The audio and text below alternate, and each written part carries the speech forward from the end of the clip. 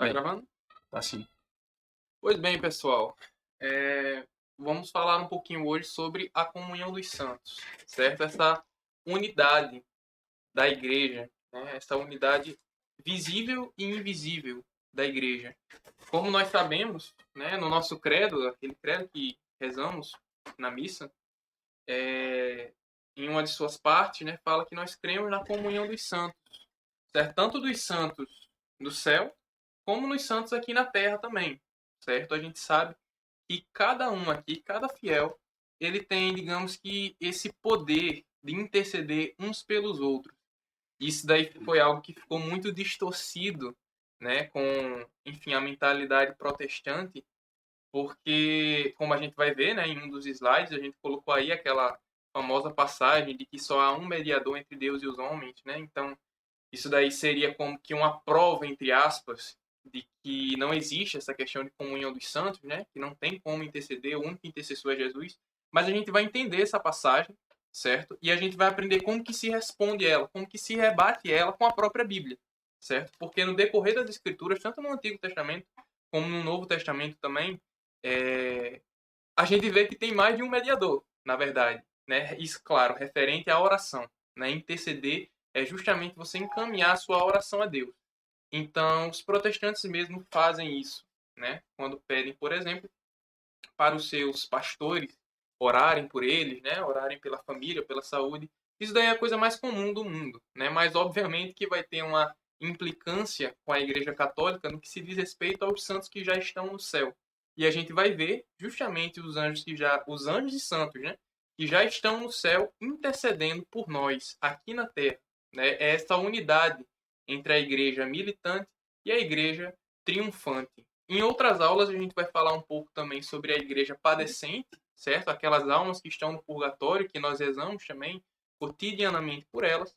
Porém, nessa aula de hoje, a gente vai ver mais essa ligação entre a igreja militante, que é a igreja aqui da terra com a gente, e a igreja triunfante, né, dos anjos e santos que já estão na glória. Pode passar o slide. Pois bem, né? Falando agora um pouco aqui sobre essa questão da unidade, né, entre a igreja militante e a igreja triunfante. Nós que somos batizados, né, e participantes da Eucaristia, como vocês estão vendo aí no slide, nós fazemos parte, nós congregamos justamente o que a gente chama de igreja militante, que é a igreja aqui na Terra, certo?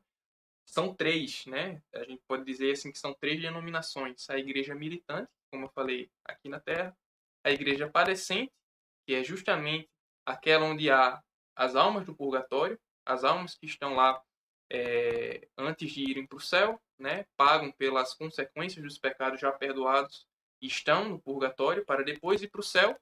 E chegando no céu, você vai ter a igreja justamente triunfante, né? A chamada igreja triunfante. E a gente sabe que a igreja, né, como um todo, constitui um corpo místico, né? Como fala na passagem de 1 Coríntios 12:12, fala também, né, em Colossenses.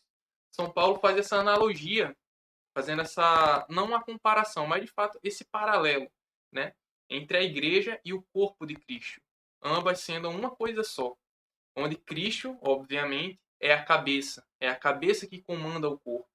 Aqui, na igreja militante, essa cabeça visível da igreja é o Papa, né? É o nosso Santo Padre, que começou primeiramente com São Pedro, como a gente conhece também, né? Passagem lá, Mateus 16:18 e tudo mais.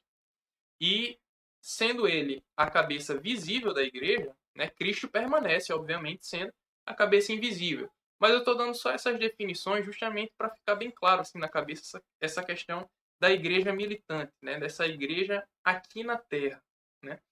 E, enfim, quanto à questão da intercessão pelas almas da igreja padecente, existe até uma pequena discussão em relação a isso, porque algumas pessoas, né, no decorrer da história da igreja, acreditavam que as almas do purgatório também intercediam por nós, porém, há posições, né, acredito que seja a maior parte, que defenda que as almas do purgatório, ainda que elas estejam assim em um degrau acima da igreja militante, nesse sentido de já estarem salvos, aquelas almas, né, aquelas almas já estarem salvas, é, mesmo assim eles não podem interceder, né? Eles não intercedem, eles não estão nessa posição de intercessores pela igreja militante.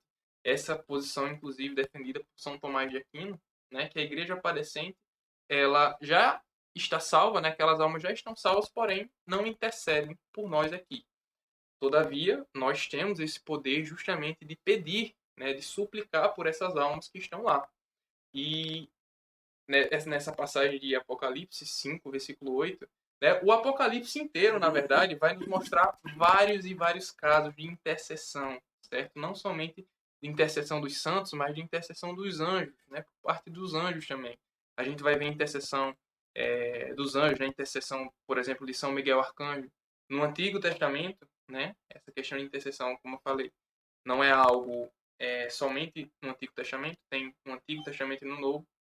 E, enfim, a gente colocou aqui uma passagem de Apocalipse 6, versículo 10, que fala o seguinte: E clamavam em alta voz, dizendo: Até quando tu, que és o Senhor, o Santo, o verdadeiro, ficarás sem fazer justiça e sem vingar o nosso sangue contra os habitantes da terra? Ou seja, aqui tem justamente um pedido, né? Literalmente uma intercessão, né? Há um pedido, uma súplica aqui diretamente para Deus, para que Deus fizesse justamente a sua justiça, né? Vingasse o sangue desses homens, né, os mártires, nesse caso, se vocês quiserem pegar o contexto da passagem, lá no céu. Então, existe justamente essa intercessão no céu, né, essa, como é que eu posso dizer, essa ponte que liga o céu e a terra por meio da intercessão dos santos, né, por meio dessa comunhão. Pode passar, Juca, próximo slide. E aqui, né, vamos tratar de forma bem direta e objetiva, certo? Porque tem muita gente que ainda não consegue entender, de fato, essa questão da mediação que fala em Timóteo, nessa passagem de Timóteo. Os protestantes, eles quase sempre que vão atacar enfim, algum ponto doutrinário da igreja, sempre insistem nessa questão da intercessão dos santos, né? Os santos não podem interceder. Na verdade, ninguém pode interceder porque há um só intercessor. Só há um único mediador, que é Jesus Cristo. Essa passagem, né, que eles usam é a passagem de 1 Timóteo, capítulo 2, do versículo 5 ao versículo 6. Na verdade, costumam usar somente o versículo 5, eu vou explicar o porquê. Mas, enfim, do que se trata, afinal? Do que essa passagem de 1 Timóteo está falando? Que tipo de mediação é essa? Né? É isso que os protestantes nunca respondem. Porque se vocês pegarem literalmente versículos antes, né, 4 versículos antes, a mesma passagem está pedindo para que os homens realizem intercessões uns pelos outros. E eu preferi até pegar a tradução aqui de uma Bíblia protestante. Certo? Essa tradução aí não é de uma Bíblia católica, é de uma Bíblia protestante. A famosa João Ferreira de Almeida. E como vocês podem ver, né? Como que uma mesma passagem, em um momento, fala que nós devemos interceder uns pelos outros e versículos, assim, versículos na frente, fala que só há um único mediador. Como que é isso daí? Bem, nós podemos ter duas interpretações. A interpretação primária, que sem dúvida nenhuma é a mais correta, que não deixa brecha para nada, é de que essa mediação que os protestantes, né, utilizam ali falando de 1 Timóteo 2, 5, 6, essa mediação que o texto se refere é a mediação de salvação. Ou seja, o único que poderia mediar a salvação e mediar a graça para os homens, né, por isso que fala entre Deus e os homens, seria Jesus Cristo. Tanto é que no versículo 6, por isso que os protestantes, na verdade, mal usam o versículo 6, né, eles não continuam a passagem. No versículo 6 diz o seguinte: há um só mediador, né, entre Deus e os homens, Jesus Cristo, homem, que se entregou por nós, né, algo assim. Então, essa passagem, né, esse trecho, está se referindo a uma mediação de salvação, não de oração. E nenhum católico, né, a igreja jamais discordou que o único mediador, o único que era suficiente para mediar a salvação, para mediar a graça, era Jesus Cristo. Isso daí nunca foi negado, certo?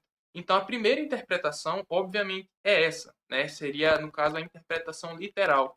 Mas você também pode interpretar justamente em uma mediação não de oração, mas, por exemplo, a gente sabe que Jesus Cristo, a gente sabe que Deus, ele é o mediador primário de todas as coisas, né? Tudo só acontece com a permissão dele. Isso não impede que haja mediadores secundários, por exemplo, que agora sim utilizo ali do início da passagem, né? Que vai estar dizendo, antes de tudo, recomendo que se façam súplicas, orações, intercessões e ação de graças por todos os homens. Ainda que nós realizemos o máximo de intercessões possíveis, as nossas orações só vão ter efeito, elas só vão de fato, os nossos pedidos só vão acontecer se for com a permissão de Deus. Então, ainda que a gente interprete desse modo essa passagem de 1 Timóteo, isso não quer dizer que não há mediadores secundários. Né? Os mediadores secundários, eles justamente encaminham as nossas intercessões, os nossos pedidos para o mediador primário, que é aquele que permite ou então nega, se for da vontade dele. Então, de forma literal, o texto está falando dessa passagem, né, que os protestantes utilizam como objeção, está falando, na verdade, de mediação, de salvação. Né? A Bíblia não se contradiz, porque versículos antes pede para que a gente interceda, e ainda que você queira interpretar de uma forma um pouco mais profunda, o texto nada exclui a possibilidade de mediadores secundários, não para mediar a salvação, sim para mediar orações, pedidos, súplicas. Então, os santos, ele intercede, certo? Um santo, ele intercede. Ele nada contradiz as passagens. Pode passar para a próxima. Aqui a gente vai ter a questão da natureza da alma, certo? Por que, que a gente optou por colocar isso daqui? Porque os protestantes também, eles batem muito assim nessa tecla de que quando o corpo morre, a alma entra em um estado de dormição. Ou seja, o corpo morreu, né? O corpo material morre e a alma meio que entra em um estado de dormição e só irá acordar no dia do juízo final. Bem, isso daqui é de uma ignorância muito grande, né? De uma ignorância e de uma desonestidade intelectual tremenda. Tudo para atacar a Santa Igreja Católica. Mas vamos entender primeiramente uma coisa. Eu vou até ler aqui para ficar mais fácil, né? Toda criatura possui uma alma. E quando eu digo criatura, eu quero dizer literalmente todas as criaturas, tanto o homem como os animais, né? Os vegetais, enfim. Mas vamos entender que a alma do homem, obviamente, é diferente, né, da alma de um cachorro. Né? O homem ele possui uma alma espiritual. Né? A nossa alma, enquanto homens, é imortal, diferente, né, das outras criaturas. Mas toda criatura possui uma alma. A nossa alma, em específico, dos seres humanos, é imortal. Certo? A alma não morre.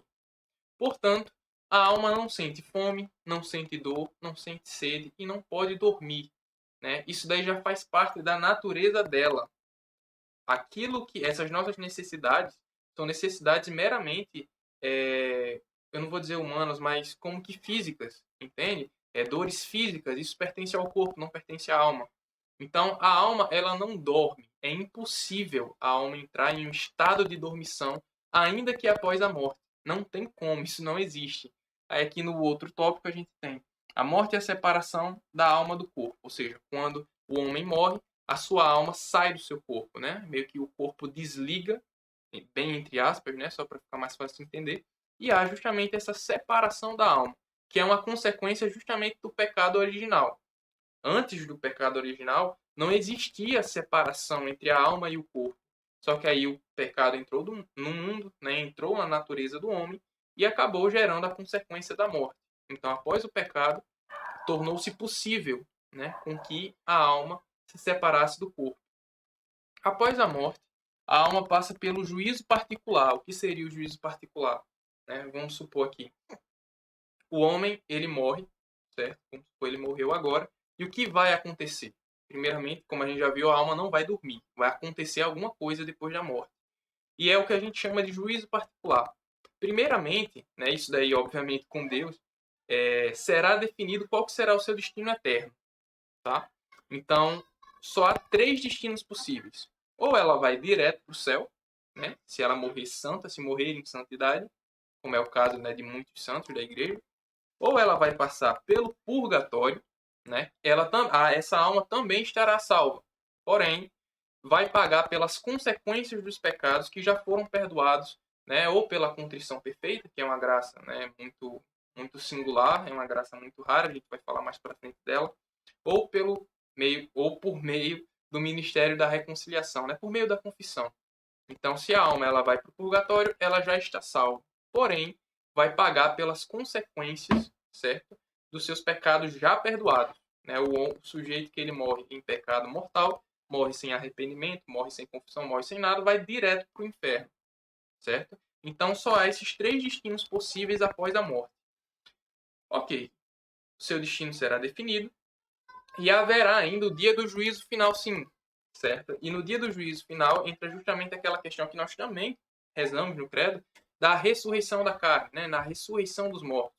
É algo que a igreja também crê, né? Que no dia do juízo final todos os corpos daquelas pessoas que já morreram serão ressuscitados e irão para o juízo. Será um juízo definitivo, né? Passou primeiro pelo juízo particular, a alma vai aguardar o dia do juízo final, onde todos os corpos irão ressuscitar, certo? As almas meio que vão voltar, né? A gente viu que a morte é a separação do corpo e da alma. Então a alma volta para o corpo justamente para ser julgada diante de todos. E aí, após o juízo, né, terá aí o seu destino eterno. Né? Não vai ter mais volta, pode-se dizer assim. Ainda que, na verdade, no juízo particular também não haja volta. Né? Mas, enfim, ainda vai ter um outro juízo e depois desse juízo não vai haver mais juízo nenhum. Né? Os que vão para o céu vão para o céu e os que estiverem no inferno vão ficar no inferno para sempre. Não haverá nenhum outro juízo. E aqui é aquela observação, né, que eu falei agora há pouco dessa questão do purgatório, que o tempo que uma alma passa no purgatório é o que a gente chama de pena temporal, certo? E isso daí, obviamente, só quem sabe é Deus, a pena temporal de cada alma. Mas lutemos para que a gente não precise nem passar pelo purgatório, né? Então, por isso que a igreja manda, né, aconselha com que nós exercitemos justamente essa virtude da penitência. Né? Quando a gente se confessa, a gente viu isso também na aula dos sacramentos, quando a gente se confessa, os nossos pecados são perdoados e aí o padre ele nos passa uma penitência, né? Essa penitência justamente ela serve para purgar essa nossa pena temporal, né? Limpar as consequências dos pecados que foram perdoados na confissão. Mas enfim, a natureza da alma é essa, é isso que acontece com a alma após a morte. Ela não entra em um estado de dormição. Pode passar para o próximo slide. Aqui a gente colocou 2 exemplos bíblicos de intercessões dos anjos e santos. A gente pensou em colocar mais, sendo que seria muita coisa, né, para um slide só, e se fizesse muito slide acabaria ficando pesado, né, para colocar aqui no Discord. Para vocês terem ideia, com esses slides, só com esse daí que a gente fez, já deu 8 megas certinho, né, que é o tamanho que o Discord suporta. Mas, enfim, a gente no final, a gente coloca aquele meu post, o link daquele meu post falando sobre a intercessão dos santos, que vai ter lá uma lista enorme de intercessões. Mas aqui para aula a gente escolheu só 2. Né? A gente pegou uma de Apocalipse, que como eu falei, é o livro da Bíblia, eu acho que tem mais intercessão, certo? Mostrando essa intercessão, esse diálogo, né? Essas súplicas dos santos que estão no céu diretamente para Deus. Né? E deixa eu ler aqui. Adiantou-se outro anjo e pôs-se junto ao altar, com um turíbulo de ouro na mão. Foram-lhe dados muitos perfumes, para que os oferecesse com as orações de todos os santos no altar de ouro, que está diante do trono. A fumaça dos perfumes subiu da mão do anjo com as orações dos santos diante de Deus. Ou seja, existem orações que são oferecidas diante de Deus, que são oferecidas, né, para Deus no céu. Não só e quando a passagem fala todos os santos, né, a gente interpreta que seja literalmente todos os santos, mostrando justamente aquela ponte, aquela ligação dos santos aqui na terra com os santos no céu, né? Porque está especificando todos os santos. Então não faz distinção, não existe uma distinção nessa passagem. São literalmente todos os santos. Não então é alguns santos, são todos os santos. São absolutamente todos. Então não existe distinção alguma. Ninguém é excluído, pode-se dizer assim. É por isso que sirva de motivação para que a gente reze cada vez mais pelas almas no purgatório, pela nossa igreja, né, pelos nossos padres, pelos nossos bispos e por todos aqueles que estão aqui, tanto na igreja militante como na igreja padecente também. E aqui uma passagem do Antigo Testamento, né, para causar esse equilíbrio entre Antigo Testamento e Novo Testamento, para depois ninguém dizer também, não, isso é coisa só do Novo Testamento e tal. Mas enfim, é uma das passagens, assim, para mim, mais bonitas, certo? E mostra de forma claríssima, claríssima, claríssima e objetiva a intercessão de um anjo, certo? Porque, como a gente sabe, a gente pede a intercessão dos santos, né, das criaturas, no caso, E também pede pela intercessão dos anjos. Eu sou muito devoto do próprio São Miguel Arcanjo. E, enfim, quem quiser, eu aconselho que vocês peguem o contexto. Quem tiver com Bíblia ou quem quiser ler depois, tá aí a passagem de Daniel 10, do versículo 11 ao 13, e a gente termina ali com o versículo 22. Mas quem tiver com a Bíblia, lê a passagem inteira, porque narra uma história muito interessante, onde Daniel precisou de um intercessor e o seu intercessor foi um anjo, certo? Para ajudá-lo. E aí que está ali o versículo 22, né? Que ele termina dizendo: contra esses adversários não há ninguém que me defenda, a não ser Miguel, vosso chefe.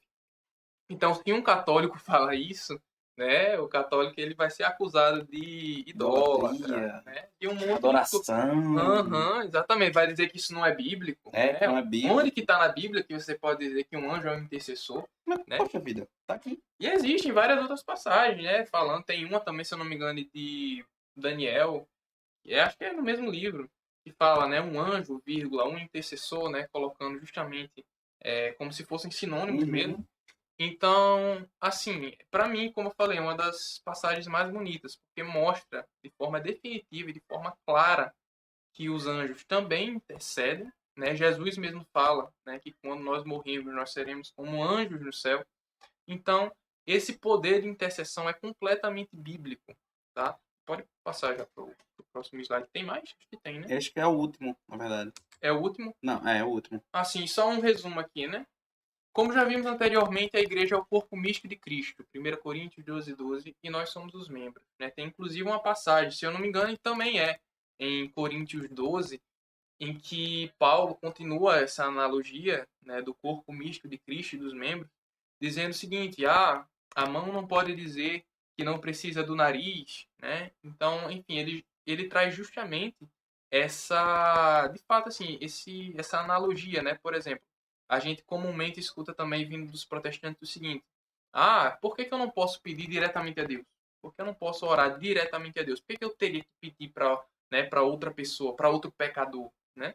E aí que tá, e São Paulo responde, né? Acho que ainda é no capítulo 12 de Coríntios. Ele fala: mas o braço não pode dizer que não precisa do pé, assim como o pé não pode dizer que não precisa do nariz, né, da boca. Eu aconselho que vocês vejam essa passagem aí inteira.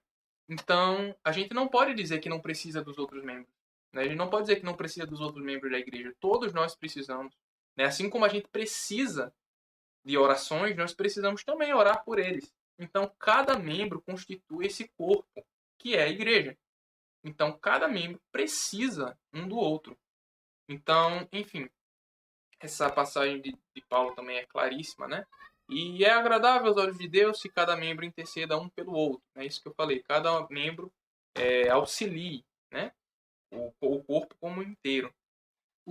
Cadê? Os membros que já estão no céu já estão muito mais próximos à cabeça do corpo, que é Jesus Cristo, do que nós que estamos aqui na Terra, né? Então, assim, imagine, se até nós, aqui na Terra, né, ainda nessa batalha imensa para ir para o céu, se até nós foi nos confiado esse poder de intercessão, imagina para os santos que já estão no céu, né? Como fala lá também em Apocalipse, acho que é Apocalipse 5, estava a passagem ali. Os anjos e santos, eles servem dia e noite ao Cordeiro. Então, os santos eles já estão unidos na glória de Deus e intercedem dia e noite. Então, se até mesmo a gente consegue, a gente pode, na verdade, né, a passagem lá de 1 Timóteo ordena com que a gente faça isso. Imagina os santos que já literalmente estão lá fazendo isso. Então, Unidos assim, à glória, né? pois é, essa questão de estar unido à glória de Deus no céu, você pega, por exemplo, né, o céu ele tem uma concepção de tempo e espaço completamente diferente da concepção que a gente tem de tempo e espaço aqui, né? Eu e você, a gente não tem como, por exemplo, ouvir todas as orações, né, e respondê-las, né?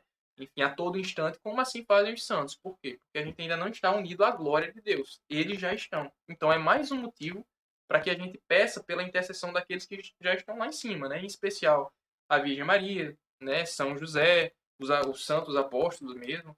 Enfim, cada um tem o seu santo de devoção, né? E deixa eu ver o último tópico ali. Por isso recorremos principalmente aos nossos irmãos que já estão unidos na glória dos céus. Então é basicamente isso, né? A igreja é uma unidade, a igreja é um corpo, certo? Que a gente pode meio que dividir, entre aspas, entre a igreja militante, a padecente, que a gente vai ver mais sobre a igreja padecente nas outras aulas, e a igreja triunfante.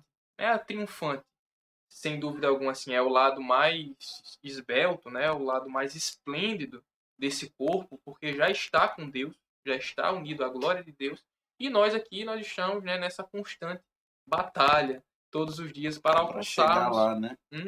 para alcançarmos o céu.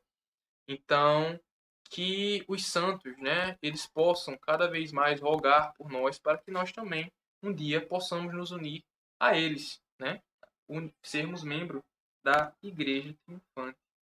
Enfim, é basicamente isso, né? Encerrar também a aula pedindo pela intercessão, né? Pela intercessão da Virgem Maria, pela intercessão de São José, pela intercessão de São Pedro, né? Que é a cabeça, foi a Sim. primeira, né? A cabeça visível da Igreja Militante. E, enfim, tem mais algum slide? Tem só mais um, né? Não só o último, que é pra fechar. É a minha. Ah, os templários, os templários. Né? Inclusive, muitos dos templários já estão lá em cima, né? Inclusive, sim. Templários Sim. foram mártires também, que deram Eles foram sangue lá, fizeram para defender a sangue, igreja. né? Então, como aqui ele mesmo falam, né? Não a nós, Senhor, não a nós, mas ao vosso nome dai glória. Pois Né? é, não há Ou seja, dúvida que eles já estão unidos à com glória, certeza, né? com certeza. Intercedendo por nós. E pode encerrar já a gravação. Então vamos encerrar aqui a gravação. Vinícius falou alguma coisa, mas Ô, vou Thiago, encerrar a gravação para. os templários são uns caras legais, mas esse